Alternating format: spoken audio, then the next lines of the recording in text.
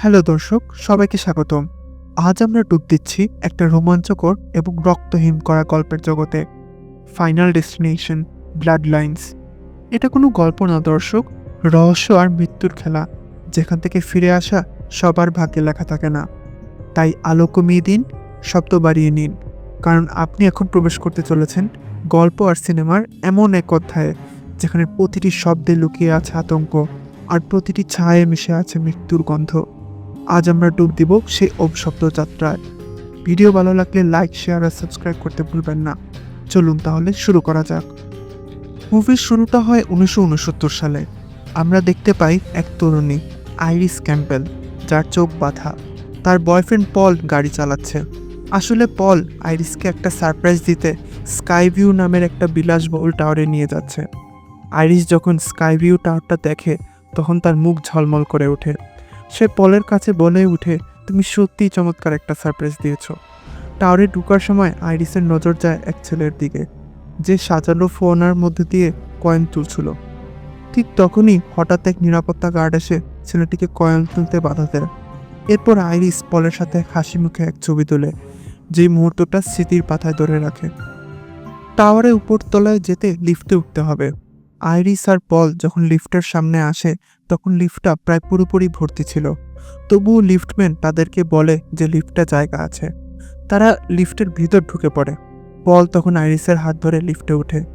আইরিসের ঠিক পাশেই আমরা সেই ছেলেটিকে দেখতে পাই, যাকে কিছুক্ষণ আগে গার্ড ফোয়ারা থেকে কয়েন তুলতে বারণ করেছিল। আইরিস একটু অস্বস্তি বোধ করলেও কিছু বলে না। লিফটের দরজা বন্ধ হওয়ার সময় কিছুটা সমস্যা দেখা দেয়। লিফটম্যান তখন নিজ হাত দিয়ে দরজাটা ঠিক করে লাগিয়ে দেয়। ঠিক তখনই আইরিস দেখে লিফটের ইন্ডিকেশনে লেখা আছে, এই লিফট সর্বোচ্চ 8 জন নিতে পারবে।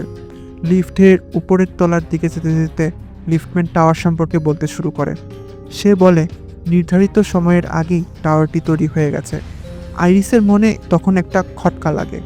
সে কিছুটা ভয় পেলেও পলের হাত শক্ত করে ধরে।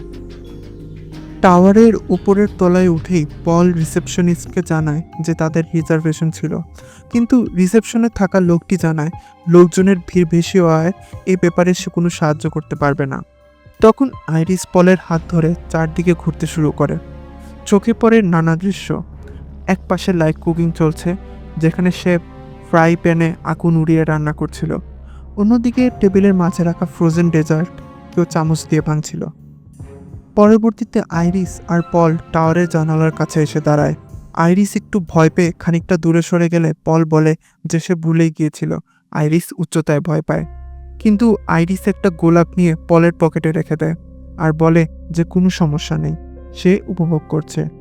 এই সময় পল আইরিসের জন্য ড্রিঙ্ক আনতে যায়। জানালা দিয়ে নিচে তাকাতে গিয়ে আইরিসের খারাপ লাগা শুরু করে এবং সে ওয়াশরুমে যেতে চায়। কিন্তু যাওয়ার সময় সে ডান্সিং ফ্লোরে দেখতে পায় অনেক মানুষ সেখানে কাচের ফ্লোরের উপর নাচছিল।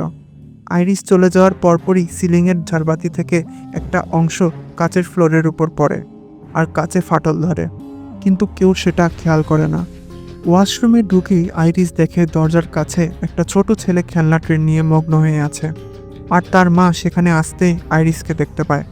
আইরিসকে দেখে ছেলেটার মা তাকে জিজ্ঞেস করে, তুমি কি ঠিক আছো? কত মাস হয়েছে? আইরিস শুরুতে একটু দ্বিধাবোধ করলেও পরে তার প্রেগনেন্সির কথা স্বীকার করে এবং বলে হয়তো 1 বা 2 মাস হয়েছে। কিন্তু এই কথা সে তার বয়ফ্রেন্ড পলকে বলেনি, যদিও পল তাকে খুব পছন্দ করে। ছেলেটির মা আইরিসকে আশ্বাস দিয়ে বলে যেহেতু পল তাকে ভালোবাসে, তাই সে সব সময় তার পাশে থাকবে। কথা শেষ করে ছেলেটির মা নিজের কাজে চলে যায়। আসলে সেই নারী ছিল টাওয়ারের ব্যান্ড পার্টির গায়িকা। আইরিস ওয়াশরুম থেকে বের হওয়ার সময় পল তাকে বলে ফ্রেশ হওয়ার জন্য টাওয়ারের ছাদে যেতে। টাওয়ারের ছাদে উঠেই আইরিস আবার কিছু জিনিস খেয়াল করে। একজন মহিলার টুপি হাওয়ায় উড়ে যায়, আর সেই ছেলেটি যাকে আগেও সে দেখেছিল একটা 1 সেন্টের কয়েন ছাদ থেকে নিচে ফেলে দেয়। গার্ড তাকে বাধা দেয়, কিন্তু পলের মন তখন অন্যদিকে। এদিকে সে আইরিসের হাত ধরে তাকে বিয়ের প্রস্তাব দেয়। আইরিস তখন কিছুটা লজ্জা আর আনন্দে মিশ্রিত হয়ে জানায় যে সে মা হতে চলেছে। পলের চোখে তখন খুশির ঝিলিক। সে উচ্ছ্বাসে বলে, আমাদের একটা পরিবার হবে। তারা দুজনে হাসি মুখে ছাদ ছেড়ে চলে যায়, কিন্তু ঠিক তখনই ছেলেটি গার্ডের নিষেধ উপেক্ষা করে কয়েনটি নিচে ফেলে দেয়। কয়েনটি এক এয়ার কন্ডিশনারে ডাকতে গিয়ে পড়ে। আর সঙ্গে সঙ্গে একটা চেইন রিঅ্যাকশন শুরু হয়ে যায়। হঠাৎ সেখানে গ্যাস লিক হতে থাকে, যা একটি বড় বিপদের আভাস দেয়। নিচে সবাই গান আর নাচের আনন্দে মেতে উঠেছে। তাদের মধ্যে পল আর আইরিসও রয়েছে। তারা গানের তালে তালে কাচের ফ্লোরের উপর ট্যাপ ডান্স করতে থাকে, কিন্তু তাদের নাচের চাপেই ফ্লোরে থাকা ফাটলগুলো আরও বেড়ে যেতে থাকে। হঠাৎ করে ফ্লোরটা ভেঙে যায়। পল সহ ডান্স ফ্লোরে থাকা আরও অনেকে টাওয়ার থেকে নিচে ছিটকে পড়ে। টাওয়ারের একটা পিলারে ধাক্কা খেয়ে পল নিচে পড়ে মারা যায়। এই মর্মান্তিক দৃশ্য দেখে আইরিস আতঙ্কে চিৎকার করে ওঠে। ঠিক সেই সময় এক মহিলার গায়ে আগুন ধরে যায়। আগুনটি ছড়িয়ে পড়েছিল সেই শেফের লাইভ কুকিং সেশনের চুলা থেকে। একই সময়ে যেই জায়গায় এসি ডাকছিল সেখানে গ্যাস লিক হওয়ায় একটি বিশাল বিস্ফোরণ ঘটে, যা টাওয়ারের অর্ধেক অংশ সম্পূর্ণভাবে ধ্বংস করে দেয়। এদিকে আইরিস আগুন ও ধ্বংসের তাণ্ডব থেকে বাঁচার জন্য দ্রুত একটা টেবিলের নিচে আশ্রয় নেয়। চারপাশে ছড়িয়ে পড়া আগুন এবং ধোঁয়ার ভেতরে আতঙ্কে সবাই নিকটবর্তী এক্সিট দিয়ে পালানোর চেষ্টা করে, কিন্তু সেই মুহূর্তে টাওয়ারের সিঁড়িও ধসে পড়ে। পালানোর পথ শেষ হয়ে যায়। আইরিস তখন অন্যদের সঙ্গে লিফটে ওঠার চেষ্টা করে, কিন্তু ভিড় অনেক বেশি ছিল। এক লোক তাকে ধাক্কা দিয়ে একপাশে সরিয়ে দেয় এবং নিজে জোর করে লিফটে ঢোকার চেষ্টা করে। সে যখন অর্ধেক শরীর ঢুকিয়ে ফেলেছে তখনই লিফটের দরজা বন্ধ হয়ে যায়। ঠিক তখনই লিফটে অতিরিক্ত ভারের কারণে নিচের পড়ে যায়। সেই ব্যক্তিও শরীর দরজার ফাঁকে ভয়ানকভাবে চেপে পিষে যায়। সবাই যখন টাওয়ারের অন্য পাশে ছুটে যায় তখন সেই পাশটাও ভেঙে পড়তে শুরু করে। আইরিস অনেককে সাহায্য করার চেষ্টা করে, কিন্তু কোনো লাভ হয় না। এর মধ্যে আইরিস দেখতে পায় সেই ছেলেটি যাকে সে আগে ওয়াশরুম থেকে দেখেছিল সে বেঁচে আছে। আইরিস তার সর্বশক্তি দিয়ে ছেলেটিকে আগলে রাখে, কিন্তু শেষ পর্যন্ত টাওয়ারের ধ্বংসস্তূপের নিচে চাপা পড়ে আইরিস এবং সেই ছেলেটি মর্মান্তিকভাবে মারা যায়। পরের দৃশ্যে আমরা দেখতে পাই এই ভয়ঙ্কর দুর্ঘটনার স্বপ্ন দেখে ক্লাসের মাঝে চিৎকার করে ওঠে স্টেফানি। কয়েক মাস ধরে এমন দুঃস্বপ্ন তাকে তাড়া করে ফিরছে। এতে তার প্রফেসর আর সহপাঠীরা তাকে নিয়ে হাসির করাক খুঁজে পায়। রাতে হলরুমে একই স্বপ্ন দেখে সে আবার চিৎকার করে ওঠে, আর তার রুমমেট বিরক্ত হয়ে জেগে ওঠে। স্টেফানি বলে স্বপ্নের মেয়েটির নাম আইরিস, ঠিক তার নানির নামের মতো। রুমমেট তাকে বাড়ি গিয়ে নানি আইরিসের ব্যাপারে খোঁজ নিতে বলে। স্টেফানি আর সময় নষ্ট না করে বাড়ির পথে পা বাড়ায়। বাড়িতে পৌঁছে স্টেফানিকে তার বাবা মার্টি উষ্ণ অভ্যর্থনা জানায়, কিন্তু স্টেফানির মন পড়ে আছে তার নানির আইরিসের খোঁজে। সে তার বাবাকে বলে তার মায়ের মা আইরিসের খোঁজ করতে হবে। মার্টি জানায় স্টেফানির মা অনেক বছর আগে তাদের ছেলে চলে গেছে এবং তার সম্পর্কিত সব জিনিসই তখন ফেলে দেওয়া হয়েছিল। ঠিক তখনই স্টেফানির ছোট ভাই চার্লি নিচে আসে, মামার বাড়ি যাওয়ার জন্য তৈরি হয়ে। স্টেফানিও তার সঙ্গে মামার বাড়ির পথে রওনা হয়। গাড়িতে যেতে যেতে চার্লিকে তার দুঃস্বপ্নের কথা করতে বলে, কিন্তু চার্লি সেটাকে কোনো পাত্তা না দিয়ে হালকাভাবে উড়িয়ে দেয়। স্টেফানি তার মামার বাড়িতে গিয়ে তার মামাতো ভাই এরিক এবং ববি ও তাদের বোন জুলিয়ার সঙ্গে দেখা করে। ববি স্টেফানিকে দেখে খুশি হয়ে জড়িয়ে ধরলেও এরিক আর জুলিয়া তেমন কোনো উৎসাহ দেখায় না। আসলে স্টেফানি তার মামাতো ভাই বোনদের থেকে অনেক দূরে সরিয়ে গিয়েছিল। এখন জুলিয়া যখন চার্লিকে তার প্রমকালের বিষয়ে জিজ্ঞেস করে তখন স্টেফানি সেই আলোচনায় অংশ নিতে পারে না। তাই স্টেফানি ঘরের অন্য সদস্য তার মামা হাওয়ার্ড এবং মামি ব্রেন্ডার সঙ্গে দেখা করতে চায়। তার মামা হাওয়ার্ড আর মামি ব্রেন্ডা স্টেফানিকে দেখে খুব খুশি হয়। স্টেফানি যখন হাওয়ার্ডকে তার নানি আইরিসের কথা জিজ্ঞেস করে, হাওয়ার্ড জানায় যে আইরিস তাকে এবং স্টেফানির মা ডার্লিনকে অতিরিক্ত আঁকলে বড় করেছিল, কিন্তু পরে আইরিস নিজেকে সবার থেকে আলাদা করে ফেলে, যার জন্য ডার্লিনও পরিবার ছেড়ে চলে যায়। ব্রেন্ডা স্টেফানিকে আইরিসের লেখা কিছু চিঠি খুঁজে পেতে সাহায্য করে। এই চিঠিগুলো স্টেফানিকে পথ দেখায় একটি সুরক্ষিত কেবিনের দিকে, যেখানে আইরিস একা একা বসবাস করে। স্টেফানি একটা পরিত্যক্ত বাড়িতে এসে পৌঁছায়। সে ইন্টারকমে বলে, আমি আইরিসের সঙ্গে কথা বলতে চাই, আমি তার মেয়ের মেয়ে স্টেফানি। এটা শুনে ভেতর থেকে আইরিস বলে তার ফোন, মানিব্যাগ আর চাবি বাইরের বাক্সে রেখে আসতে। স্টেফানি সবকিছু বাক্সে রাখতেই বাড়ির সামনের বড় গেট খুলে যায়। সে ভয়ে ভয়ে সেই ভূতের বাড়ির দিকে এগিয়ে যায়। বাড়ির দরজার পৌঁছাতেই আইরিস স্টেফানিকে একটা চেয়ারে বসতে দেয়। স্টেফানি কথা বলা শুরু করে যে সেই স্কাইভিউ টাওয়ারের দুর্ঘটনার ব্যাপারে, যেখানে সব মানুষ মারা গিয়েছিল। আইরিস বলে, ওটা তো তোমার স্বপ্ন নয়, ওটা ছিল আমার পূর্বাভাস। আইরিস জানায় সে দেখতে পায় মৃত্যু কী করতে যাচ্ছে।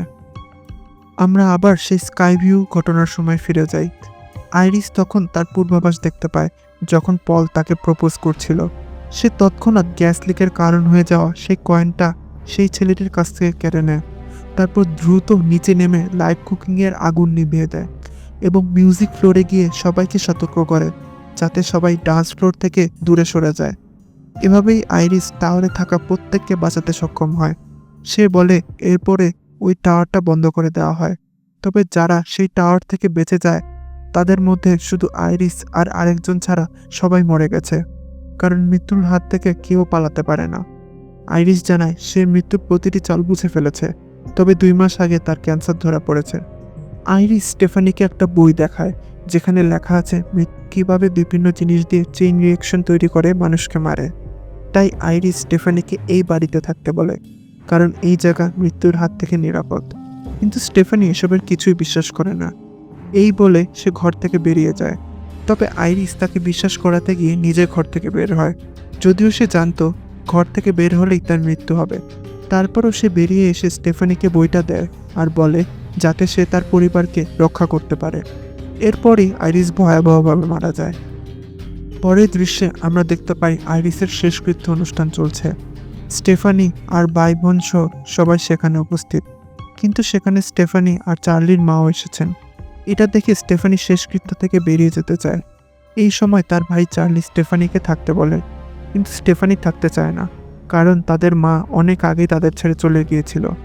এটা শুনে চার্লি কিছুটা রেগে যায় এবং বলে স্টেফানিও তাদের থেকে দূরে সরে গেছে, কারণ স্টেফানি অনেক আগে থেকেই পড়াশোনার জন্য তার ভাই বোনদের থেকে দূরে সরে গিয়েছিল। তবু স্টেফানি সেখান থেকে চলে যায়। নিজের বাড়িতে ফিরে স্টেফানি তার নানি আইরিসের দেওয়া বইটা খুঁটিয়ে খুঁটিয়ে পড়তে শুরু করে। এদিকে তার মামার বাড়িতে একটা বারবিকিউ পার্টি চলছে, যেখানে সবাই উপস্থিত হচ্ছে। স্টেফানির মামাতো ভাই বোনদের থেকে শুরু করে তার মা ডার্লিনও সেই পার্টিতে অংশ নিতে এসেছেন। স্টেফানি বইয়ের পাতা উল্টাতে উল্টাতে একটা সংকেত পায় যে তার পরিবারে আরেকটি মৃত্যু হতে চলেছে, একটা কাচের টুকরার মাধ্যমে। স্টেফানি তৎক্ষণাৎ তার মামার বাড়ির পরিবারের সঙ্গে যোগাযোগ করার চেষ্টা করে, কিন্তু কাউকে না পেয়ে সে গাড়ি নিয়ে মামার বাড়ির দিকে রওনা দেয়।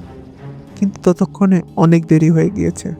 একটা কাচের টুকরা স্টেফানির মামা হাওয়ার্ডের পায়ে বিঁধে যায় আর তিনি পড়ে যান। কিন্তু কেউ বুঝে ওঠার আগেই একটা চেইন রিয়াকশন শুরু হয়ে যায় এবং একটা লন মোয়ারের আঘাতে স্টেফানির মামা হাওয়ার্ডের মর্মান্তিকভাবে মৃত্যু হয়। স্টেফানির পরিবার আরেকটা শেষকৃত্যের মধ্যে দিয়ে যায়। বাড়িতে ফিরে স্টেফানি তার নানি আইরিসের বই পড়তে শুরু করে এবং একটা বইয়ের পাতায় স্টেফানির চোখ আটকে যায়। সেখানে লেখা আছে জেবি নামের এমন একজনকে খুঁজে পেয়েছে যে মৃত্যুর হাত থেকে বেঁচে ফিরেছে। এই সূত্র স্টেফানির মনে নতুন প্রশ্ন জাগায়।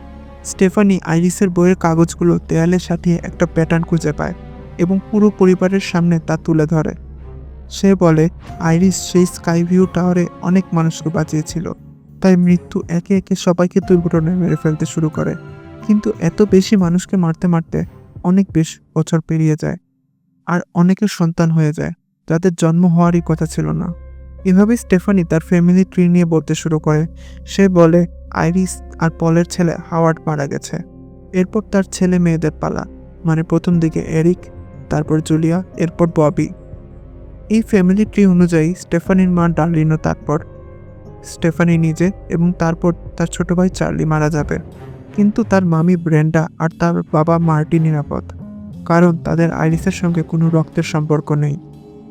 এসব শুনে পরিবারের বাকি সদস্যরা স্টেফানিকে পাগল বলে তাচ্ছিল্য করা শুরু করে। তার কথা কেউ শুনতে চায় না, এমনকি স্টেফানির মাও তাকে বিশ্বাস করে না। সবাই ঘর থেকে বেরিয়ে যায়। স্টেফানি তার মামাতো ভাই এরিকের জন্য চিন্তায় পড়ে যায়, কারণ এরপর তার পালা। পরের দৃশ্যে আমরা এরিককে দেখতে পাই। সে একটা ট্যাটু স্টোরে কাজ করে। তার বস তাকে কাজের পর তাকে স্টোরে থাকতে বলে। এরিক তখন তার মৃত বাবার কথা মনে পড়ে। সে তারপর ট্যাটু করতে বসে যায়। এই সময় স্টেফানি তাকে মেসেজ করে বা জিজ্ঞেস করে যে সে ঠিক আছে কিনা, কিন্তু এরিক মিথ্যা বলে এবং বলে যে সে ঘুমাতে যাচ্ছে। এর মধ্যে একটা চেইন রিয়াকশন শুরু হয়ে যায় আর স্টোরে আগুন লেগে যায়। পরের দিন সকালে স্টেফানি এরিকের কোনো খোঁজ না পেয়ে চার্লিকে ডেকে তোলে, যাতে তারা দুজন মিলে এরিকের খোঁজে যেতে পারে। কিন্তু রাস্তায় তারা এরিককে দেখতে পায়। তার হাতে ব্যান্ডেজ ছিল, কিন্তু সে ঠিক ছিল, কারণ স্টোরে আগুন লাগলেও তার লেদার জ্যাকেটের কারণে সে বেঁচে গিয়েছে। স্টেফানি এরিককে বারবার সাবধান করে। রাস্তার কিছু জিনিস যেমন গাছে জ্বলানো কাটার গাছের পাতা সরানোর জন্য ব্লোয়ার, আর বাচ্চাদের খেলার বল, যেখান থেকে চেইন রিয়াকশন শুরু হতে পারে। কিন্তু এরিক এসব কোনো কথায় পাত্তা দেয় না। এই সময় তারা তাদের মামার বাড়িতে এসে পড়ে। যখন জুলিয়া জগিং করতে বের হচ্ছিল, এরিক তখন স্টেফানিকে এসব কথা বলতে নিষেধ করে। ঠিক তখনই স্টেফানির কথা মতো একটা চেইন রিয়াকশন শুরু হয়ে যায়, আর জুলিয়া একটি গার্বেজ ট্রাকের মধ্যে পড়ে যায়। এরিক, চার্লি আর স্টেফানি গার্বেজ ট্রাকের পিছন দৌড়াতে শুরু করে এবং চালককে থামাতে বলে, কিন্তু তখন চালক কানের কাছে হেডফোন দিয়ে রেখেছিল। স্টেফানি গার্বেজ ট্রাকের উপরে উঠে জুলিয়ার হাত ধরে ফেলে। এরিক আর চার্লি ট্রাক থামায়, কিন্তু ততক্ষণে অনেক দেরি হয়ে গেছে। গার্বেজ ক্রাশার স্টেফানির সামনে জুলিয়াকে পিষে ফেলে, আর জুলিয়া মর্মান্তিকভাবে মারা যায়। বাড়িতে ফিরে স্টেফানি নিজেকে জুলিয়ার মৃত্যুর জন্য দায়ী করতে থাকে, কারণ সে মৃত্যুর ক্রম ঠিকমতো বুঝতে পারেনি। কিন্তু এই সময় একটা গোপন সত্য প্রকাশ পায়। স্টেফানির মামি ব্রেন্ডা বলে এটা আসলে তার ভুল, কারণ এরিক প্রকৃতপক্ষে হাওয়ার্ডের প্রথম সন্তান নয়, ব্রেন্ডার অন্য কারোর সাথে সম্পর্ক ছিল। এটা শুনে এরিক রেগে যায় এবং ব্রেন্ডা ও এরিক ঘর থেকে বেরিয়ে যায়। এদিকে স্টেফানির আরেক মামাতো ভাই ববি স্টেফানিকে বলে যে তাকে সাহায্য করতে, যাতে মৃত্যুর হাত থেকে সে বাঁচতে পারে। স্টেফানি বলে এখানে তার কিছুই করার নেই, কিন্তু স্টেফানিকে তার নিজের ভাই চার্লি বলে সে মৃত্যুর চেইন রিয়াকশনের অভ্যাসগুলো ধরতে পেরেছিল। তখন ববি বলে উঠে সেও আইরিসের বইটা পড়েছে এবং সেখানে উল্লেখ আছে জেবি নামের একজন এমন কাউকে খুঁজে পেয়েছে যে মৃত্যুর হাত থেকে বেঁচে ফিরেছে। কথার মাঝে জেবির নাম উঠতেই স্টেফানির মা বলে উঠে জেবি নামের একজনকে তার মা আইরিস চিনতেন। তিনি একটা হাসপাতালে কাজ করতেন, আর হাসপাতালের নামে রিভার কথাটা ছিল। চার্লি আসল হাসপাতালের নাম খুঁজে বের করে এবং তারা সবাই মিলে জেবি নামের সেই ব্যক্তিকে খুঁজতে বের হয়।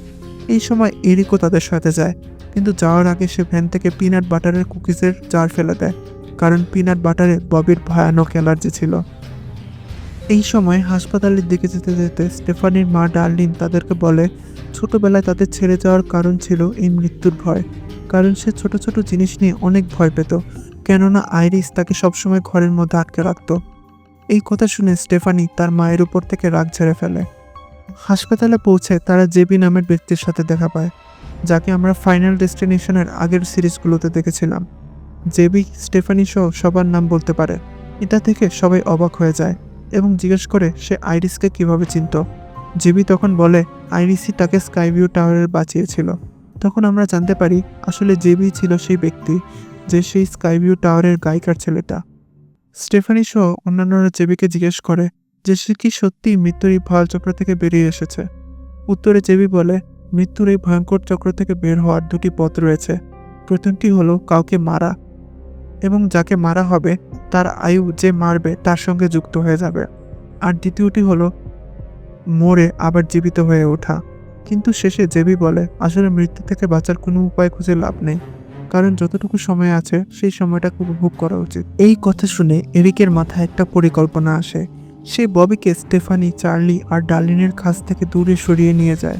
তার পরিকল্পনা ছিল ববিকে পিনাট বাটার খাইয়ে মারার পর আবার তাকে জীবিত করা।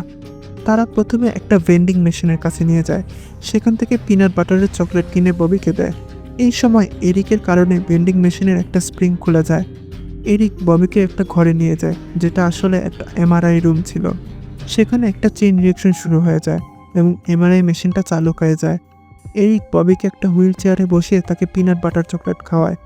ববি তার ওষুধের সিরিজের একটা এরিকের হাতে দেয়, যাতে শ্বাস বন্ধ হয়ে গেলে এরিক তাকে ওষুধ দিয়ে ডাক্তারের কাছে নিয়ে যেতে পারে। কিন্তু ঠিক তখনই এরিকের গায়ে লাগানো ধাতব জিনিস খুলে যায় এবং এমআরআই মেশিনের চৌম্বক শক্তি তাকে টানতে শুরু করে। পিনাট চকলেট খাওয়ার পর ববি মেঝেতে পড়ে যায়। ত্রুটিপূর্ণ এমআরআই মেশিনের টানে হুইল চেয়ার সহ এরিক মেশিনের ভেতর চলে যায়। এরিকের শরীর হুইল চেয়ার সহ এমআরআই মেশিনের ভেতর ঢুকে যায় এবং তৎক্ষণাৎ এরিক মারা যায়। ববি শেষ মুহূর্তে তার সিরিজের ওষুধ খেতে পারে। এমআরআই মেশিনের টানে বেন্ডিং মেশিনের স্প্রিং খুলে এসে তার মাথার ভিতরে ঢুকে যায় এবং এভাবে ববিও এরিকের মতো ভয়াবহভাবে মারা যায়। এদিকে স্টেফানি, চার্লি এবং তাদের মা ডার্লিন হাসপাতালের বাইরে চিন্তায় পড়ে কি করবে ভাবতে থাকে। স্টেফানি আর অন্যরা তখন ভেবে বের করে যে যদি আইরিসের সেই ভুতুড়ে বাড়ির থেকে পরিবারের একজন থেকে যায় তাহলে পরের জন্য বেঁচে যাবে, যেভাবে আইরিস এতদিন সেই বাড়িতে থেকে তার মৃত্যুকে আটকে রেখেছিল। তখন স্টেফানির মা ডার্লিন বলে যে সে সেই বাড়িতে থাকবে যাতে তার দুই সন্তান নিরাপদ থাকে। তারা তখন আইরিসের সেই ভূতের বাড়ির দিকে রওনা হয়। আমরা দেখতে পাই একজন বৃদ্ধা মহিলা আইরিসের সেই বই থেকে পড়া কয়েনটা তুলে নেয়। স্টেফানি, চার্লি আর ডার্লিন সেই বাড়িতে পৌঁছে যায় যেখানে আগে আইরিস থাকতেন। স্টেফানি তাড়াহুড়ো করে গাড়ি চালিয়ে গাড়ির গেট ভেঙে ফেলে। স্টেফানি সিট বেল্টও আটকে যায়, কিন্তু সে চার্লি আর ডার্লিনকে তাড়াতাড়ি বাড়ির ভেতর ঢুকতে বলে। চার্লি আর ডার্লিন দ্রুত বাড়ির ভেতর ঢোকার চেষ্টা করে, কিন্তু তখনই চেইন রিয়াকশন থাকার কারণে একটা গ্যাস লিক হয় এবং বড় বিস্ফোরণ হয়ে যায়। বিস্ফোরণের ধাক্কায় স্টেফানির ভ্যান একটা পুলে পড়ে যায়, আর সিট বেল্ট লক থাকায় স্টেফানি পানিতে ডুবতে থাকে। চার্লি একটা বড় কাঠের টুকরোর নিচে আটকে পড়ে যায়। এদিকে ডার্লিন তার ছেলে চার্লিকে বের করতে সাহায্য করে, কিন্তু তখন বড় একটা খাম্বা এসে ডার্লিনের উপর পড়ে যায়, আর ডার্লিন সেখানেই মারা যায়। চার্লি কোনো মতে একটা ভ্যানের কাছে গিয়ে সিট বেল্ট কেটে স্টেফানিকে বের করে আনে। তখন স্টেফানির জ্ঞান ছিল না। চার্লি সিপিআর দিয়ে স্টেফানিকে ফিরিয়ে আনে। দুই ভাই বোন মিলে তখন কাঁদতে কাঁদতে ভেঙে পড়ে, কারণ তারা তাদের মাকে বাঁচাতে পারেনি। এখন স্টেফানি আর চার্লি ভাবে তারা আসলে মৃত্যুর ভয়াল চক্র থেকে মুক্তি পেয়েছে, কারণ স্টেফানি মরে আবার জীবিত হয়েছে। পরের দৃশ্যে আমরা দেখি চার্লি প্রমে যাওয়ার জন্য প্রস্তুতি নিচ্ছে। স্টেফানি আর তাদের বাবা তাকে সাহায্য করছে। তারা সবাই মিলে জেনির বাড়িতে যেতে চায়, যার সঙ্গে চার্লি প্রমে যাবে। এই সময় আমরা একজন মহিলাকে কুকিজ কিনতে এসে একটা কয়েন ফেলতে দেখি, যেটা গড়িয়ে গড়িয়ে ট্রেন লাইনের মাঝে গিয়ে আটকে যায়। এখানে তারা জেনির বাবার দেখা পায়, যিনি পেশায় একজন ডাক্তার ছিলেন। তিনি চার্লির অনেক প্রশংসা করেন, কিন্তু বলেন আসলে স্টেফানিকে চার্লি জীবিত করেনি, কারণ জ্ঞান হারানোর সময় স্টেফানির হৃৎপিণ্ড বন্ধ ছিল না। তখন তারা বুঝতে পারে তারা আসলে মৃত্যুর এই ভয়াল চক্র থেকে বের হতে পারেনি। ঠিক তখনই স্টেফানি মৃত্যুর আগমনের আভাস পায়। হঠাৎ একটা ট্রেন লাইন ভেঙে তাদের দিকে ছুটে আসতে শুরু করে। স্টেফানি আর চার্লি দৌড়ানোর চেষ্টা করে, কিন্তু কোনো লাভ হয় না। তারা দুজনেই ট্রেন থেকে পড়া সেই লোহার পিলারের নিচে চাপা পড়ে মারা যায়। তো দর্শক, আমাদের এই পরিবেশনা কেমন লাগলো? ভিডিও ভালো লাগলে লাইক, শেয়ার আর সাবস্ক্রাইব করতে ভুলবেন না।